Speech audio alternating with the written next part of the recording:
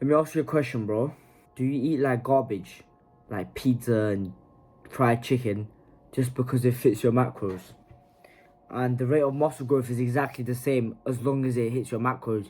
As long as I hit 150 grams of protein, bro. There's a lot of bullshit online. Pizza or salad? Which one do you think I'm having for dinner tonight? And you guessed it, yes. Your diet does matter. And it's not just your macronutrients.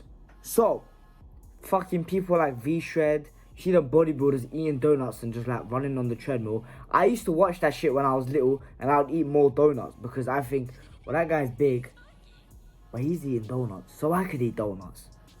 Those guys are trying to just sell their product because it's a lot easier to say you could eat pizza and get swole and lose a lot of fat instead of saying you have to eat a balanced diet and you can only eat out once a week at the maximum. No one wants to hear that shit. They make the possibility of what you want as high as possible with the least amount of effort. That's how they trick you. First of all, what is the benefit of eating a clean diet? Number one, overall health. The number one thing I hate about eating outside is not the muscle gains, not because I gain a little of extra fat, because my health gets fucked up. All of these bodybuilders you see that eat like shit, I have no problem with Sam Sulek, he's actually quite a nice guy. But the diet he's having on top of all the steroids is fucking up his health. And watch, these bodybuilders are gonna like be dying at like 40, 50. It's going to be crazy because we're not meant to eat those foods, especially every day in excess, because you know bodybuilders eat a ton of food. So it gets you healthy, so you can live longer. So what's the point of everything if you can't live? Number two, one of my favorites as well, testosterone. You can eat that shit and hit your 200 grams of protein from McDonald's triple cheeseburgers, what I did. All of the seed oils, all the oxidative stress will fuck up your testosterone. And we are trying to get higher testosterone, especially in your self-improvement journey, when sometimes you need that extra boost. You need that extra motivation. You need the testosterone. You can't afford to lose it. Eating a clean diet will make sure your testosterone is at optimal healthy levels. Number three, and a lot of people don't talk about this, but it's attractiveness. Not just your body, but your face. If I eat like complete shit, acne goes crazy. Especially I'm someone who struggles with acne. If I eat a bit of shit food, acne just starts popping out everywhere. But when you eat clean, especially cutting out the certain foods I'm going to tell you, your face will look way better, less puffy, clearer skin. And believe it or not, diet is the most important part of muscle growth. Even more important than sleep and exercise itself. Diet is by far the most important. And if you're thinking, oh, if you can't sleep, you can't build muscle. Well, obviously, dickhead, I'm not saying if you sleep for 30 minutes, you're going to build muscle. But if you sleep fine, even if it's a bit shit, obviously it's not optimal, but your diet is the most important. Right after that is sleep. So don't believe any clown telling you that you could eat McDonald's and just hit your macros, because they're fucking lying to you. Alright, now let's go over what is actually a good diet. Because there's so many diets out there. One saying that seed oils are fine, one saying to go full carnivore, one saying to mainly eat carbs. You don't know what the fuck to do. And I was confused with this as well. But luckily, I did a little bit of research for you guys. And all of the research I've done, the best one, for me at least, was an animal-based diet. I'll get into that later on to the video. Technically speaking, a good diet is a list of foods that hit your vitamins and minerals, micronutrients. That is the most important part of your diet. It's not your macros, it's your micronutrients. Now, problem with modern American diets is you almost get no micronutrients.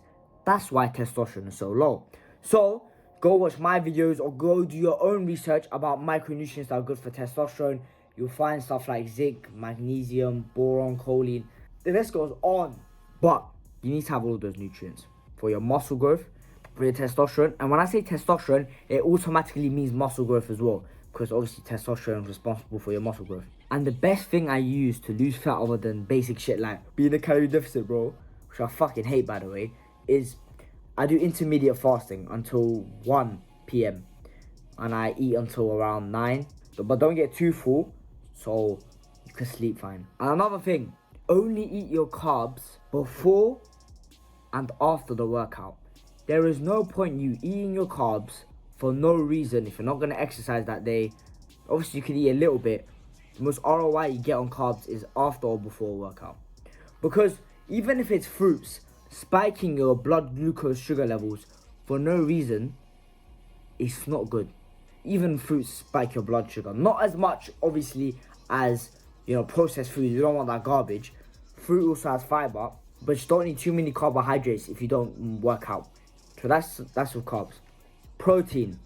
Most talked about macronutrient. I recommend something from 0.6 to 1 gram of protein per pound of body weight.